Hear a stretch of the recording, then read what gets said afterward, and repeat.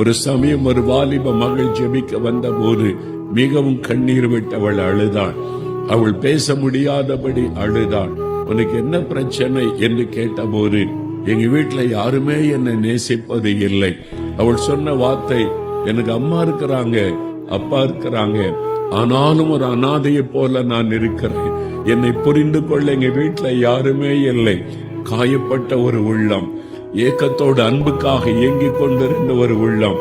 ஒருவேளை உன்னுடைய உள்ளம் அப்படிப்பட்ட ஒரு ஏக்கத்தோடு இருக்கலாம். என்னை நேசிக்க, அன்பு காட்ட, என்னை ஆறுதல் படைத்த யார் இருக்கிறார்கள் என்பதாக.